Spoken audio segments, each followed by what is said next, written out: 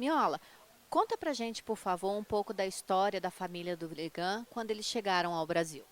Então, a família Durigan, eles são originários da região de Treviso, que é ao norte da Itália. Uma cidade, uma pequena cidade chamada Giavera de Montello.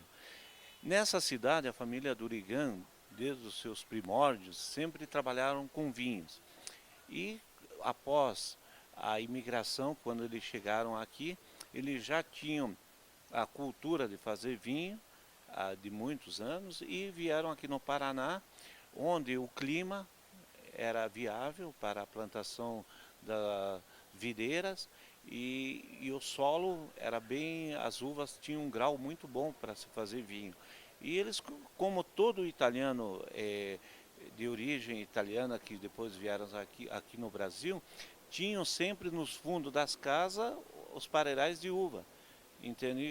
Com a família Durigan não foi diferente, como outras famílias daqui. O diferencial é que os Durigan eles inovaram com o passar dos anos. Começou com uma pequena plantação de uva e um ponto de venda para vender para os transuentes. Aqui na época, entende que tinha o caminho dos tropeiros e tal. E começou a vender bastante uva, começaram a fazer vinho, o excesso de vinho, o que sobrava começou a ser vendido, isso numa barraca pequena, e começou a crescer a venda do vinho, aí eles começaram a produzir mais para a venda, e com o passar do tempo foi desenvolvendo cada vez mais. Até porque nos meados dos anos 70 se tornou um bairro gastronômico, certo? Então com isso também o vinho sempre acompanhou os pratos de toda a família italiana. Então uma polenta, uma pasta, uma massa, né, com o vinho. Então o vinho para nós aqui da região de Santa Felicidade sempre foi a bebida principal. Entende? Então, daí começaram a surgir os restaurantes, atraindo mais públicos, e com isso a família Durigan, os vinhos Durigan, começou a desenvolver. Começou de pequeno produtor a médio produtor.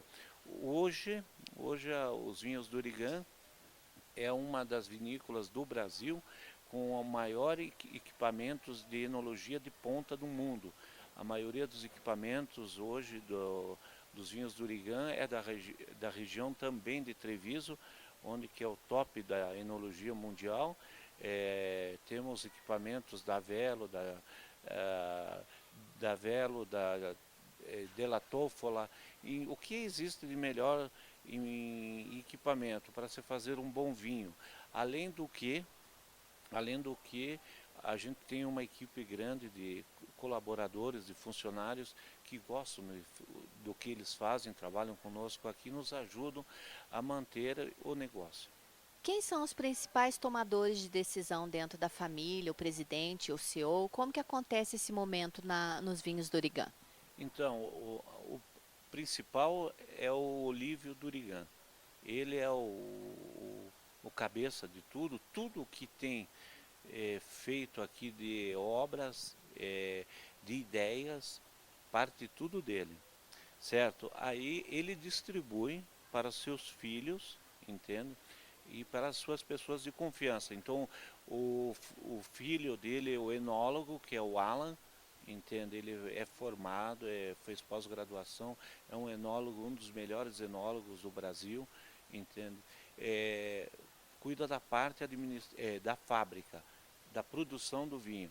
Na parte administrativa é o Franklin Durigan, a Rosalina Durigan, que é a filha dele, só que tudo deve passar por ele, nada, ele é o centro, né? E distribui as funções, mas desde que sejam aprovadas por ele, sempre é bem no estilo antigo ainda, é uma família, é uma empresa familiar com um suporte médio para grande de vendas, tudo, mas ainda com aquele coisa patriarcal, o pai comanda e os filhos obedecem.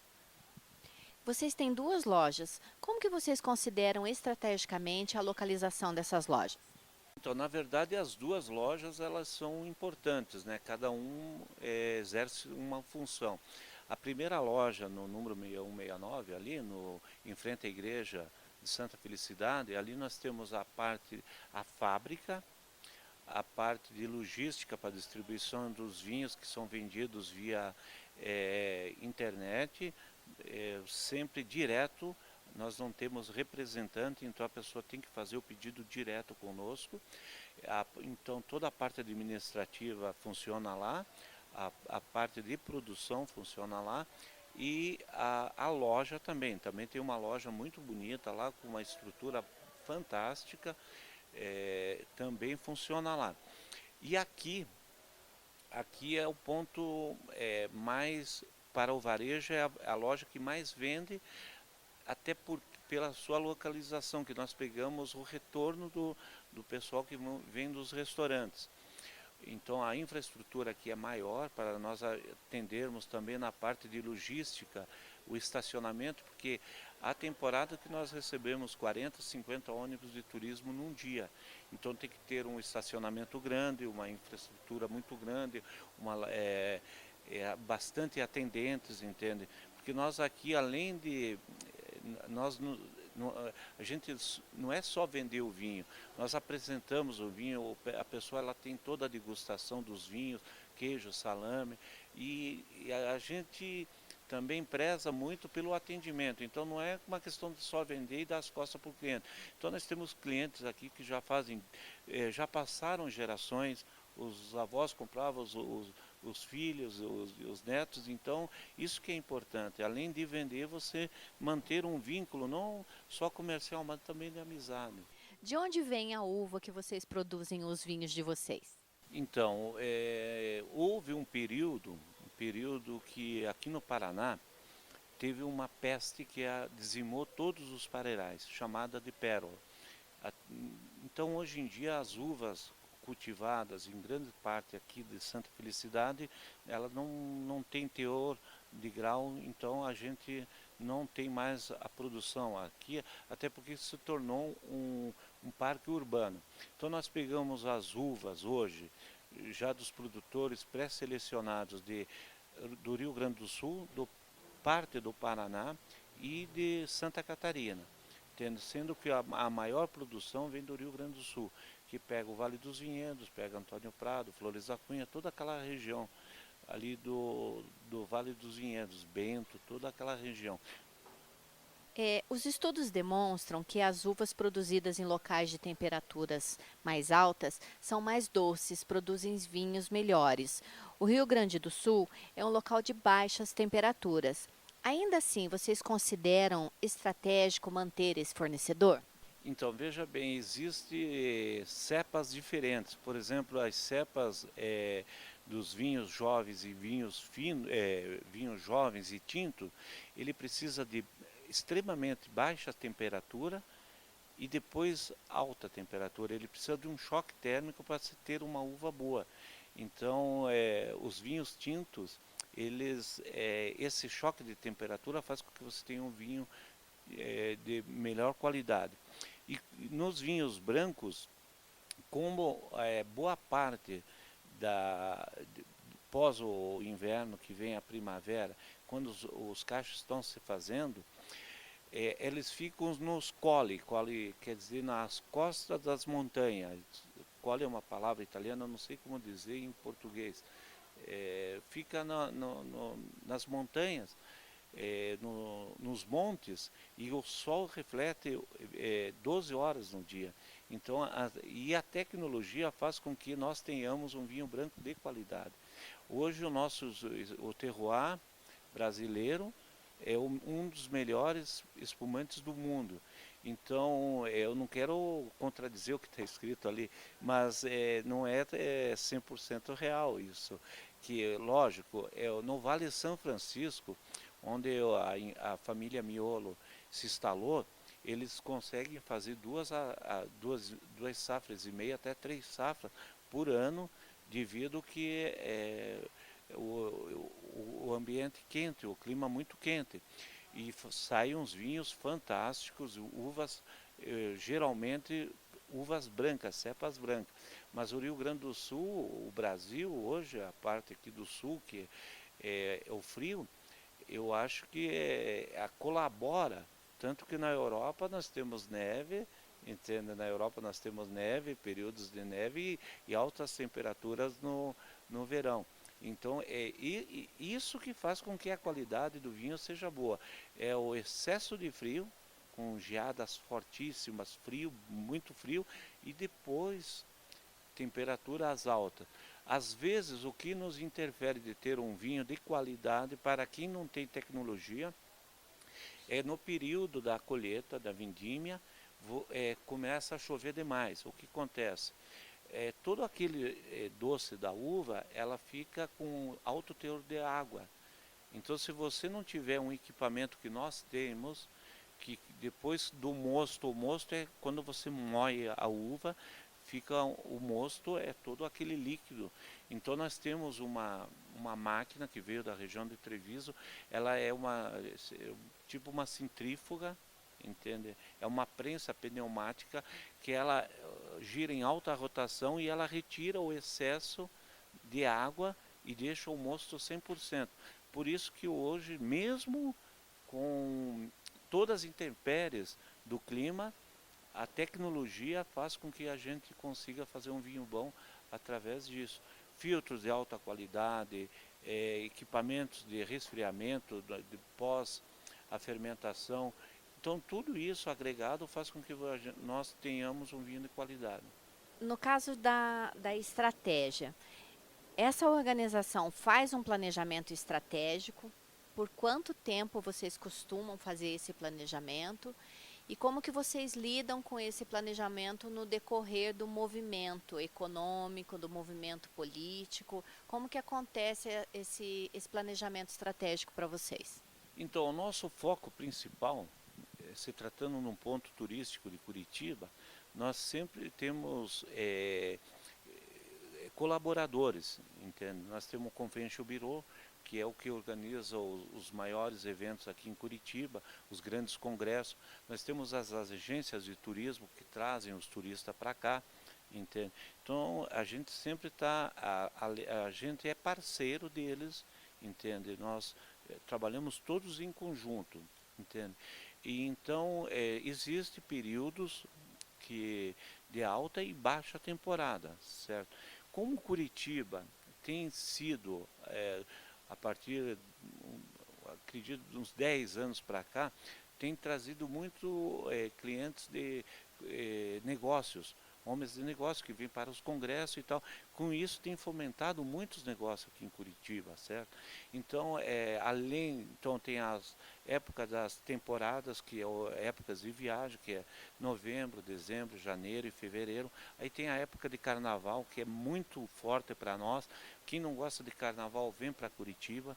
Então Curitiba se tornou uma cidade onde ela acolhe quem não gosta do carnaval no período de carnaval. Tem os congressos que trazem muita gente, tem as férias do meio do ano, entende? E às vezes existe toda uma estratégia, a gente tem os calendários já, então tem época que nós temos que ter 30 freelancers aqui, distribuindo os horários para poder atender a demanda, certo? Então nós temos um grupo de funcionários que são fixos e temos um grupo de freelancers que quando tem necessidade nós chamamos, certo? Então, e quanto ao período político, nós tivemos com relação à Copa do Mundo, que foi para nós um desastre aqui, né? Eu acho que não só para Curitiba, mas para todo o Brasil, que foi o único ano atípico que na alta temporada tivemos uma baixa temporada. É, Como que vocês avaliam as estratégias dos concorrentes nacionais em comparação às empresas estrangeiras? Acha que existe muita diferença? Assim, a Europa, por exemplo, ela já tem um nome mais forte em relação ao vinho. E em relação ao Brasil, isso é muito diferente? Veja bem, hoje a qualidade dos vinhos, ela meio que se mantém no mesmo nível, né? Existe, lógico, variedades de uva que jamais o Brasil vai conseguir competir, entenda que são os grandes vinhos de guarda e tal.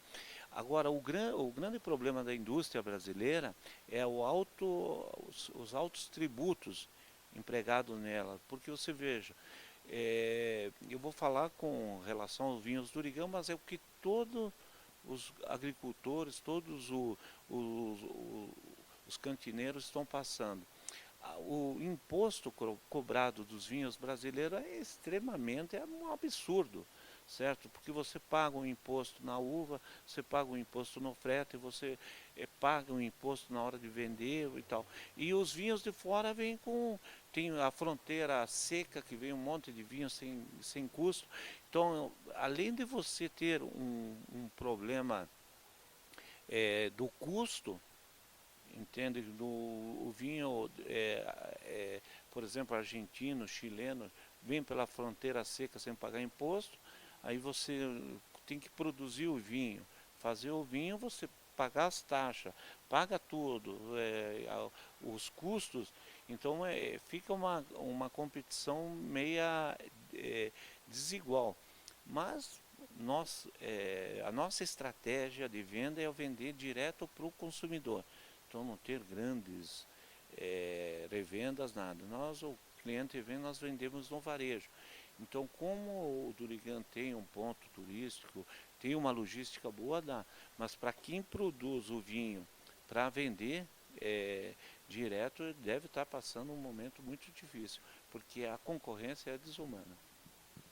Em relação ao Chile, por exemplo, que tem se destacado bastante no mercado de vinho, como que vocês estão fazendo para conseguir driblar, por exemplo, esse caso que você citou?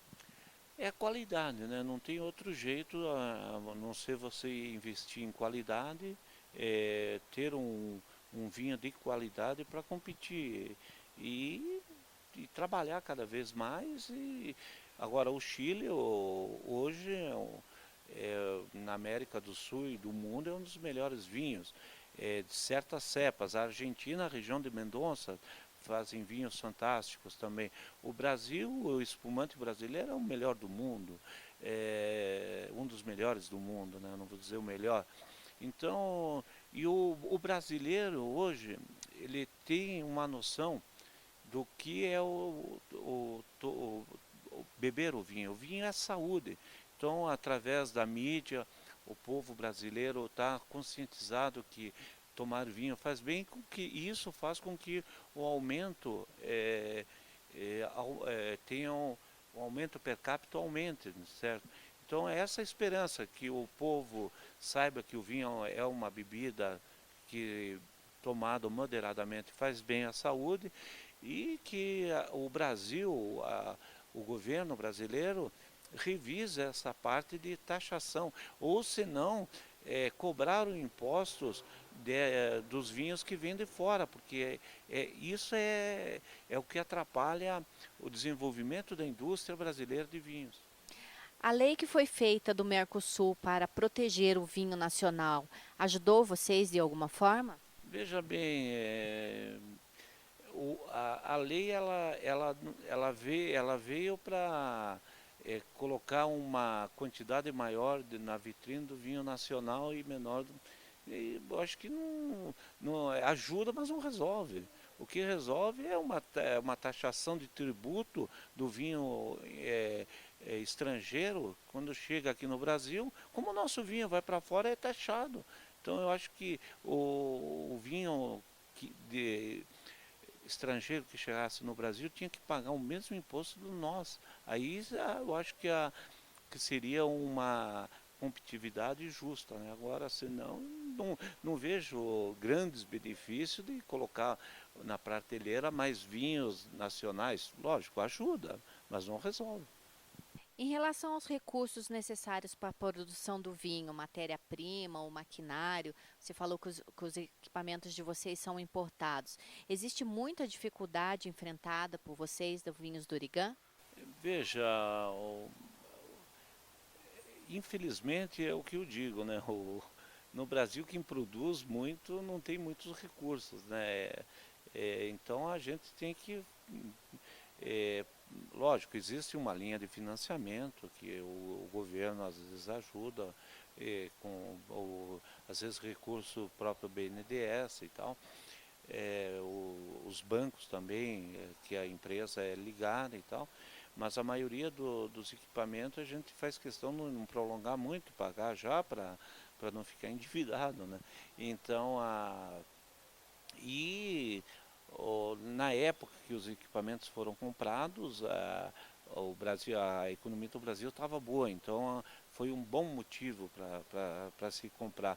Hoje já não seria muito viável, até porque a indústria brasileira também ela desenvolveu bastante, não a ponto de comprar tudo da indústria brasileira, mas houve parcerias com o governo italiano com o governo brasileiro, principalmente no Rio Grande do Sul, dando suporte de tecnologia. Então ajudou bastante, entende? Então hoje certas máquinas, entende? Certas máquinas têm que ser compradas na Itália, mas hoje certas máquinas também a gente pode comprar no Brasil. Existe um gemeládio entre os dois países, então que a tecnologia veio para o Brasil, no Rio Grande do Sul principalmente. Então hoje certas máquinas nós preferimos comprar aqui no Brasil, que é a mesma máquina que tem na Itália. Agora tem certas máquinas só lá mesmo. Em relação ao treinamento das pessoas que trabalham aqui, seja na produção, seja no atendimento, como que funciona esse treinamento? Veja bem, são treinamentos rápidos, né? Que a pessoa, nós pegamos, contratamos as pessoas principalmente que atendem no balcão. Tem aqui, nós temos um enólogo também que trabalha, é um gerente enólogo também, que faz essa parte. Então a pessoa vem e faz um treinamento rápido, também a gente não pode se prolongar muito, né? Entende? Então ela vai conhecer as variedades da uva, ela vai conhecer o que é seco, o que é suave, ela vai conhecer qual o vinho combina melhor harmoniza melhor com cada prato. E depois disso ela vai aprender trabalhando, porque o vinho é igual à vida. Você nunca vai saber tudo. Sempre, cada ano, como o vinho é vida, né? É um ser vivo, a uva, né? É, tem o problema de clima e tal. Então cada safra você tem, mesmo tendo toda a tecnologia e tal, cada safra você vai ter um tipo de vinho diferente, né? Dá uma diferença. Então o foco nosso, o primeiro grande foco nosso é o cliente ser muito bem atendido aqui.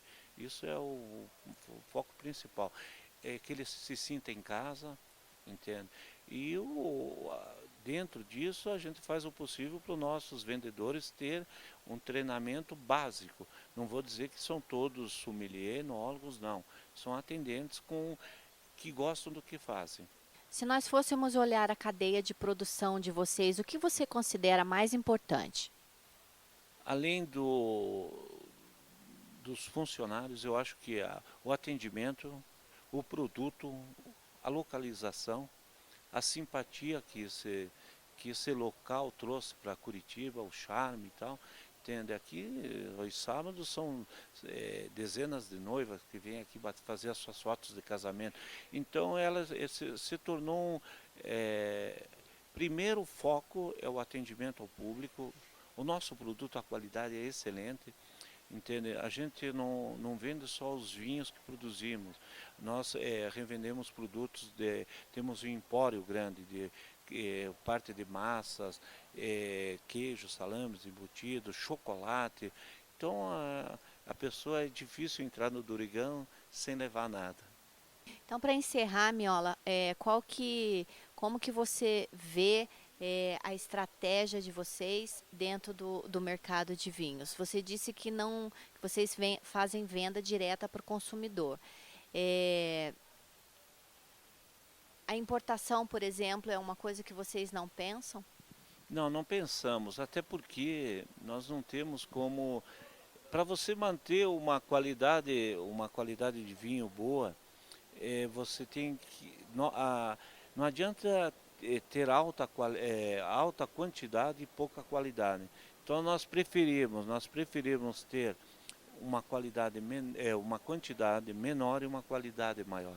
Então é esse o foco. O foco não é nós sermos os maiores vendedores de vinho do Brasil. Nós queremos ser os melhores vendedores do melhor vinho do Brasil. Muito obrigada por você colaborar conosco, tá bom?